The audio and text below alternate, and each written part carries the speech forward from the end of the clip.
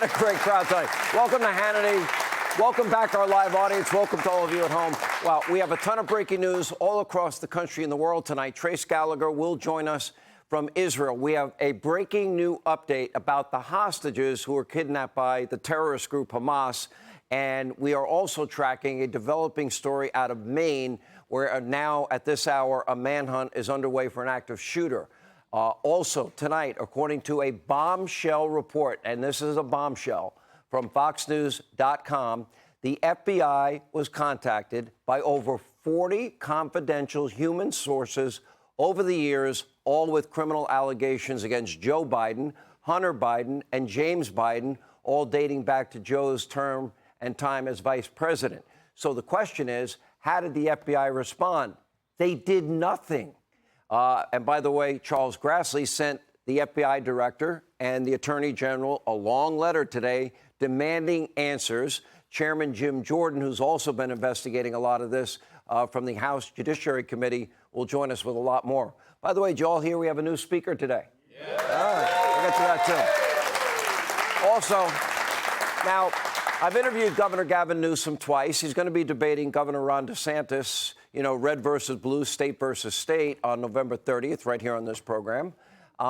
He now has paid a visit to his comrades in communist China, including a surprise meeting with President Xi. Now, Nikki Haley is here. She'll react to that, former UN ambassador. Also later, a full report on the pro-Hamas bigots now being churned out at American universities, which is repulsive. But first, after weeks of infighting, the People's House is now back in business. As of today, Republicans unanimously elected a brand new speaker. He is the 56th Speaker of the House, Louisiana Congressman Mike Johnson.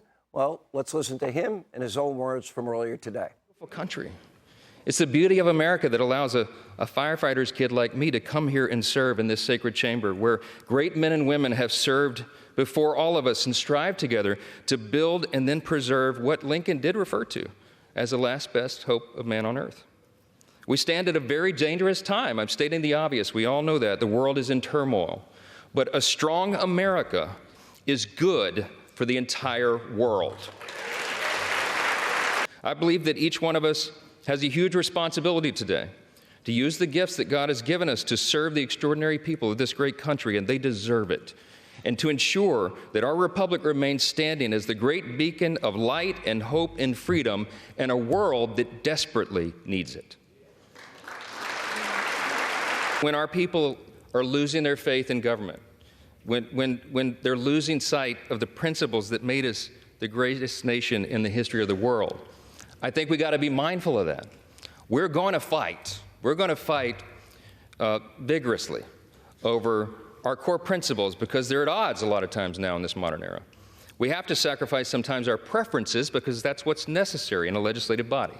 But we will defend our core principles to the end. We want our allies around the world to know that this body of lawmakers is reporting again to our duty stations. Let the enemies of freedom around the world hear us loud and clear. The People's House is back in business. All right, we're back at work. Now, we do have a big announcement. We're going to be broadcasting live from Capitol Hill tomorrow, where the House Speaker, Mike Johnson, will join us for his first television interview right here on this show. Now, Johnson is a constitutional attorney. He is relatively new to the swamp in Washington. I view that as a plus, but has developed a strong conservative track record. 92% rating from the American Conservative Union, 92% rating from the NRA, backed by former President Donald Trump. Johnson is a huge proponent of decentralizing our federal government, protecting your children from woke predators, securing our southern border, strengthening America's immigration laws, vowing to make this a top priority. But his very first act as Speaker was a resolution backing Israel and condemning the terrorist group Hamas. Now, 9 Democrats voted against the measure, including all the members of what I call the Hamas caucus, led by terrorist sympathizer Congresswoman Tlaib. Now, socialist Jamal Bowman, remember him? He voted against the measure. Now, today, Bowman was charged with a misdemeanor for pulling that fire alarm at the Capitol complex. Oh, I didn't know it was a fire alarm. Said fire alarm as he pulled it. Anyway, that happened a few weeks ago in what was an apparent attempt to delay an important vote. Now, I tell you this, if he were a Republican or a Trump supporter or his last name were Trump, he'd likely be facing 20 years to life right now for multiple felonies. But in Biden's weaponized DOJ, heavy-handed punishment is reserved only for Joe's political opponents. Now, tonight, without a doubt, there are a lot of very serious challenges that Speaker Mike Johnson will need to address. This caucus needs to learn a lesson. They will win together or they will lose together. There's not going to be some winners and some losers in the Republican Party. And the American people win if they win, because conservative values are far superior to the left and their radical new Green Deal climate alarmist cult agenda of radical socialism. But perhaps none more pressing than the chaos and the violence that is unfolding in the Middle East. In large part, I would argue, part of our problem in the Middle East is because of your president, Joe Biden. Our country is now sleepwalking into potentially another major war. This can engulf the entire region. And for the past 2 weeks, American military personnel, they have come under attack all over the region. Dozens are now injured. 10 Americans still being held hostage by Hamas. Over 30 Americans were killed. Many others murdered less than 3 weeks ago. That date, October the 7th. And yet Joe Biden, your commander-in-chief, doesn't really seem to have a plan or a strategy or even the ability to answer simple questions. It was being billed all day. Joe Biden press conference. It lasted all of 9 minutes, and he took a whopping 3 questions. Take a look. I want to thank the Israelis and the Palestinians, and President Sisi of Egypt.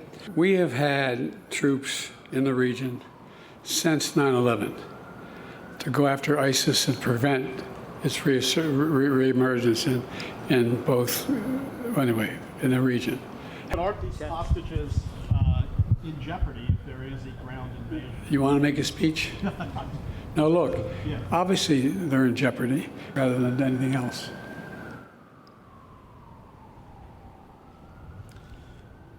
Oh, I get that. I get that. Okay.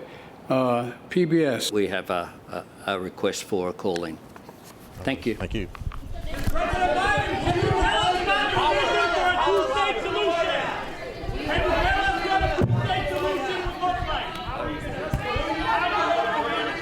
Thank you, everybody. The press conference has now concluded. Thank you, everyone.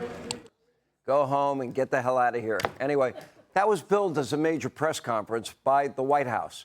Joe took 3 questions. It lasted 9 whole minutes, while most news outlets were focused on the election of the new House Speaker.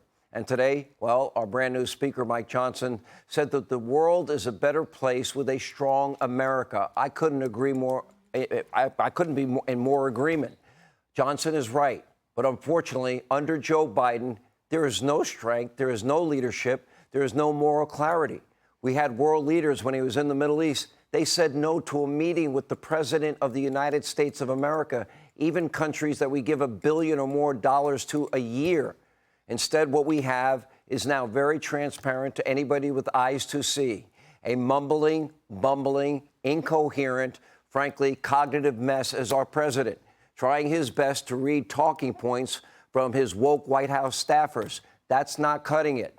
Make no mistake. There is a lot of evil in this world. There are terrorists that revel in the murder of even little innocent babies and the elderly. There are many others who excuse or celebrate what are barbaric acts of terror. And there is the Islamic Republic of Iran behind all of it. America needs the strongest, toughest leader, willing and able to punish our enemies, restore peace through strength, and that means America regaining and retaking its role as on the world stage as the world's leader. Joe Biden is not that guy. He doesn't have the mental aptitude. He doesn't have the moral clarity. He doesn't have the moral courage. He is a creature of the Washington swamp. He doesn't even know today is Wednesday. We see him decaying right before our very eyes. Our country deserves better, and I fear that many troubling days are ahead. The 2024 presidential election, it can't come soon enough. Hey, Sean Hannity here. Hey, click here to subscribe to Fox News YouTube page and catch our hottest interviews and most compelling analysis. You will not get it anywhere else.